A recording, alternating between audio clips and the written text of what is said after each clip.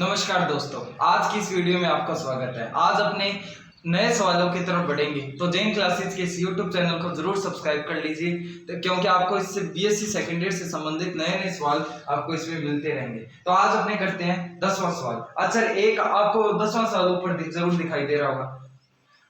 अक्षर ए को विलोम करते हुए ये अवकल समीकरण ज्ञात कीजिए जिसका हल y स्क्वायर बराबर 4ax प्लस a। तो एक अवकल समीकरण दे रखी है y स्क्वायर बराबर 4a x प्लस a। तो इस अवकल समीकरण से क्या करना है?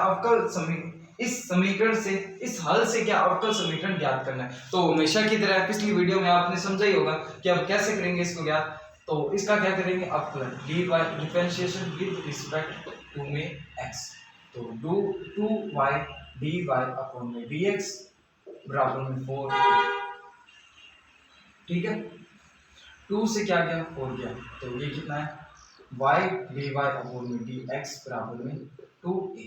अब देखिए, इससे अपने वैल्यू निकाल सकते हैं, या ये समीकरण मान लेते हैं, ये समीकरण 1, ये समीकरण नंबर 2। समीकरण 2 से वैल्यू समीकरण 1 में मान लो, तो समीकरण 1 को पहले लिखने पर y स्क्वायर बराबर में 2a 2x प्लस में a, y स्क्वायर बराबर में y dy अपॉन में dx बराबर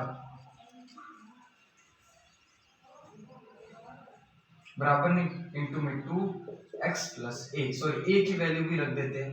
a की वैल्यू क्या होगी अब यहाँ से? y अपॉन में 2 dy अपॉन में dx। ओके, y स्क्वायर बराबर में 2y dy अपॉन में dx x प्लस y बटे में 2 dy अपॉन में dx। अब एक y से ये y कैंसिल होगा, तो क्या है यहाँ से फिर कि y बराबर 2 dy अपॉन में dx x plus y upon 2 dy upon में dx। अब एक तरीका और भी कर सकते हैं। एक तरीका ये कर सकते हैं कि अब इसको क्या गुणा कर सकते हैं, आपस में गुणा कर दिया। जैसे y बराबर 2x dy अपॉन में dx प्लस 2 dy अपॉन में dx गुणा y अपॉन 2 dy अपॉन में dx। y बराबर 2x dy अपॉन में dx प्लस 2 से 2 कैंसिल हो, y dy अपॉन में dx की होल स्क्वायर। इस प्रकार। अब देखिए, अब आपको कुछ पता लग रहा होगा इस सवाल से कि y और y कॉमन आ रहा है, तो इस y को इधर ले आते हैं। y minus y dy upon में dx की होल स्क्वायर बराबर 2x dy अपॉन में dx। y को क्या लिया? कॉमन लिया।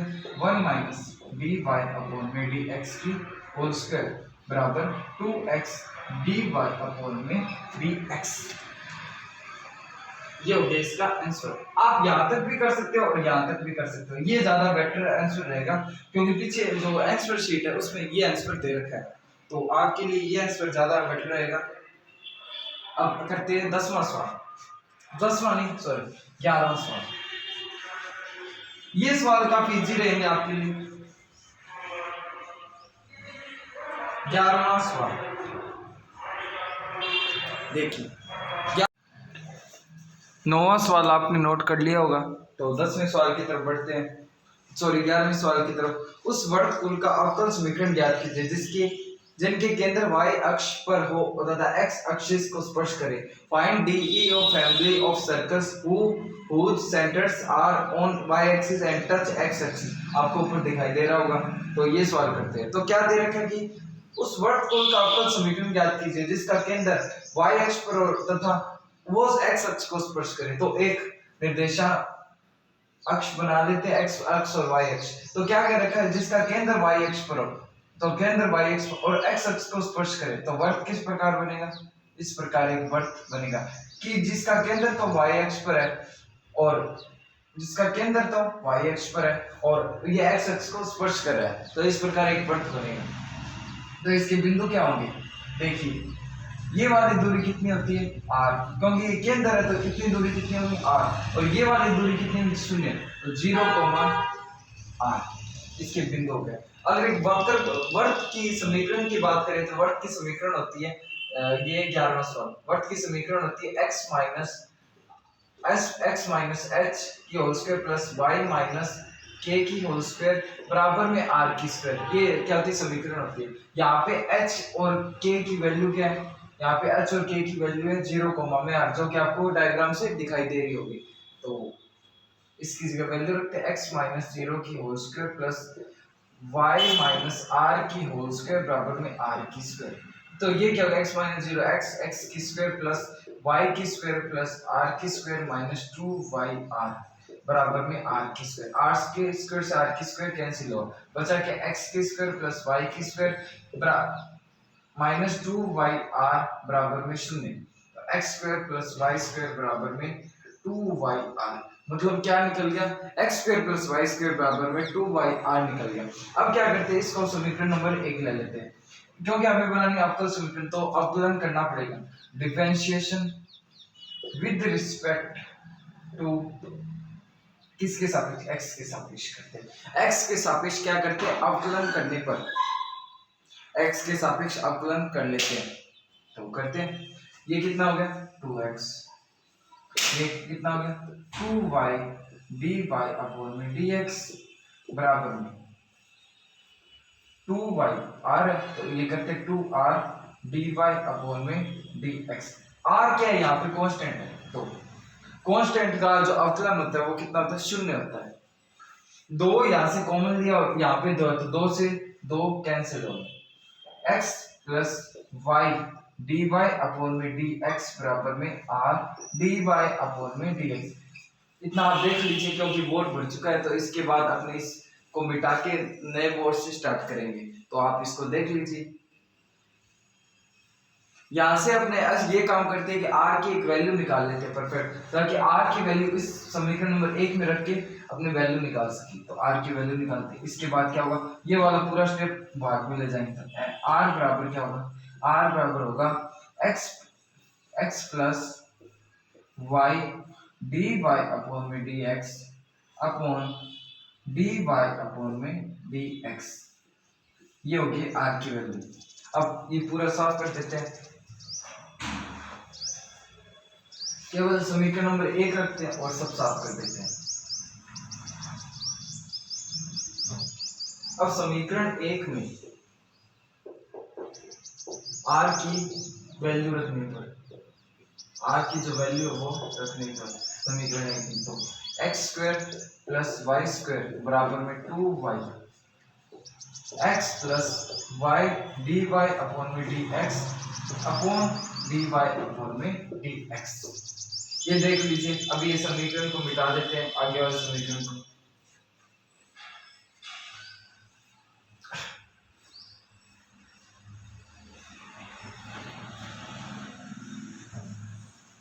गुणा कर देते हैं एक्स स्क्वायर प्लस में वाई स्क्वायर बराबर 2xy plus 2y square dy upon में dx अपॉन dy अपॉन में dx। देख लीजिए इतना। अब क्या कर देते हैं, इस बटे वाले को इधर साइड में गुणा कर देते हैं, x square plus y square dy upon में dx बराबर 2xy plus 2y square dy upon में dx। ये आ गया।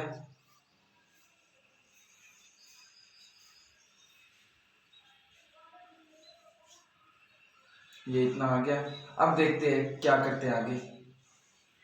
अब देखिए आगे ये करते हैं कि अब ये जो समीकरण बनी है इसके इसमें ही क्या है वैल्यू रख देते हैं, तो रखते हैं वैल्यू। देखिए आगे तो रखते हैं, ये देखिए एक्स स्क्वायर इसमें गुणा कर देते हैं डी वाई अपॉन में d x plus y square d y upon में डी एक्स बराबर 2xy plus 2y square d y upon में डी एक्स। अब देखिए ये एक वाई स्क्वायर है, ये 2y स्क्वायर है, अगर यहाँ से इसको मतलब काटे तो कितना बचेगा, यहाँ पे एक वाई स्क्वायर बचेगा। X square d y upon में डी एक्स बराबर 2xy plus y square d y upon में डी एक्स। अब आगे क्या करेंगे, ये वाला स्टेप इधर ले जाएंगे, ये वाला स्टेप इधर लेके गए तो x square d y upon में d x minus y square d y upon में डी एक्स बराबर में 2xy। तो कॉमन ले ले x square minus y square d y upon में डी एक्स बराबर में 2xy। ये इसका आंसर देख लीजिए और अपनी कॉपी में नोट करना हो तो कर लीजिए। अब अगले सवाल पर बढ़ते हैं। अगला सवाल है उन सभी परवलयों का अवकल समीकरण ज्ञात कीजिए।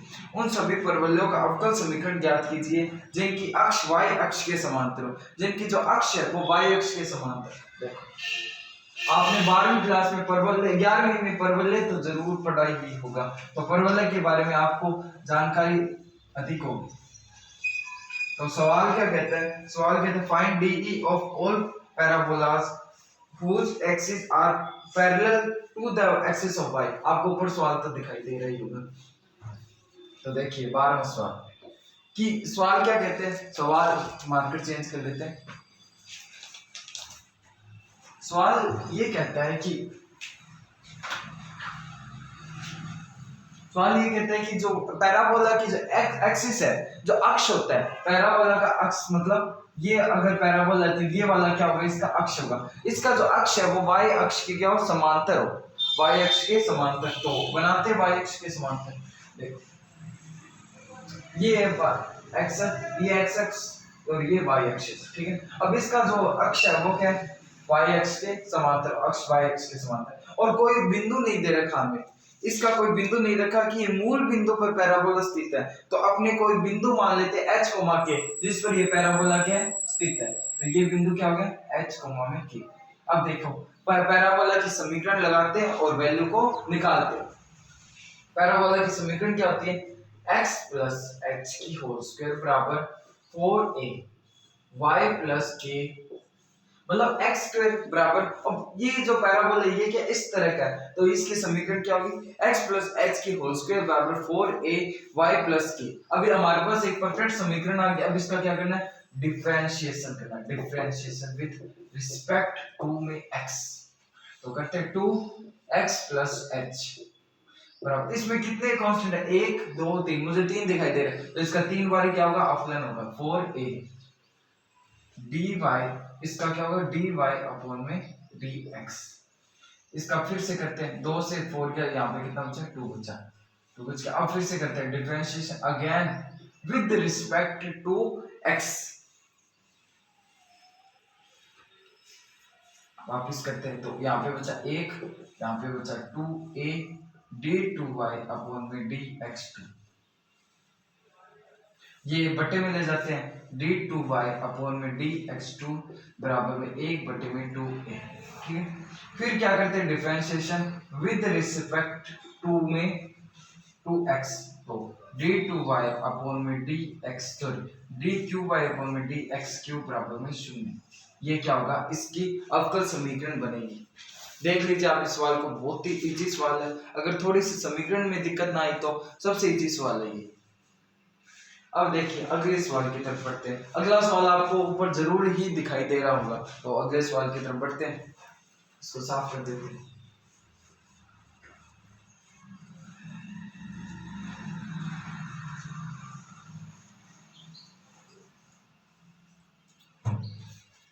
अगला सवाल है सभी शांकों का अवकल समीकरण ज्ञात कीजिए जिनकी अक्ष निर्देश अक्षों के समवर्ती हो। क्या कह रही है कि find differential equation of all conics whose axis coincide with the axis of coordinates। मतलब सभी शांकों का ऐसा अवकल समीकरण ज्ञात कीजिए जिसकी अक्ष निर्देशीय अक्ष के समवर्ती हो। यदि किसी शांकव की अक्ष निर्देशीय अक्ष के समवर्ती हो तो उसका समीकरण होता है 13वां सवाल ax² प्लस by² बराबर में a।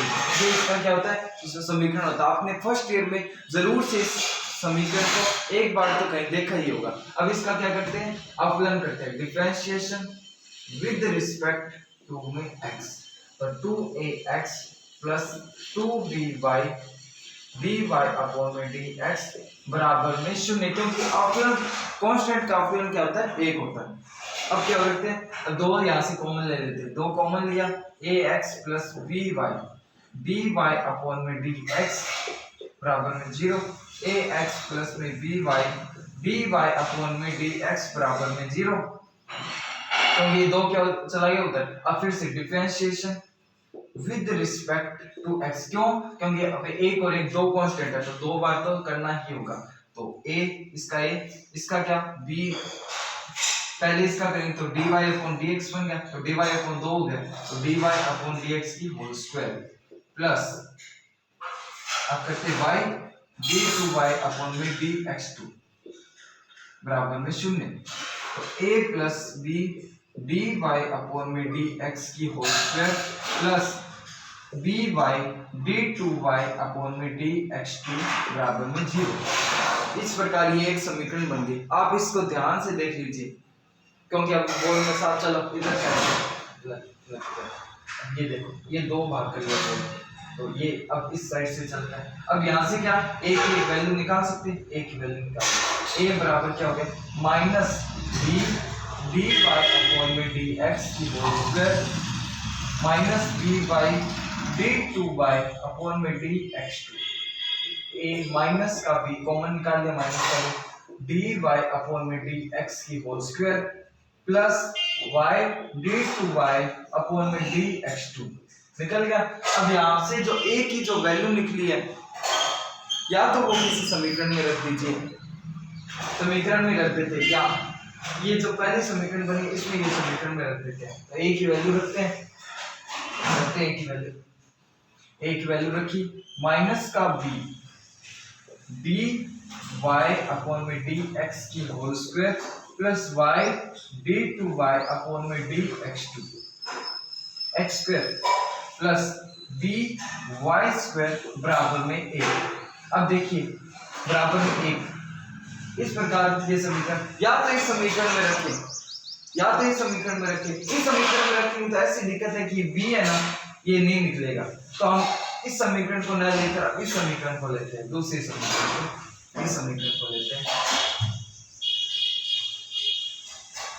अब इसमें रखेंगे तो ये आसानी से हो जाएगा क्योंकि a की भी है यहाँ पे और यहाँ पे बराबर में 0 है, तो a की वैल्यू रखी माइनस b dy अपॉन में dx की whole square plus y d2y upon में dx2 x प्लस में dy अपॉन में dx बराबर में 0। माइनस b मतलब b यहाँ से क्या बाहर निकल गया, तो y dy अपॉन में dx माइनस dy अपॉन में dx की whole square x minus xy d2y upon में dx2 बराबर में 0। देख लीजिए इस समीकरण को कैसे, ये माइनस का xy d2y upon dx2 minus dy upon dx के whole square x plus y dy upon dx बराबर में 0। ये आगे क्या अवकल समीकरण, ये इसका हल है। तो अगर आपको ये वीडियो पसंद आई हो तो इस चैनल को सब्सक्राइब कीजिएगा, लाइक कीजिएगा, शेयर कीजिएगा। धन्यवाद। आप सभी का वीडियो देखने के लिए धन्यवाद।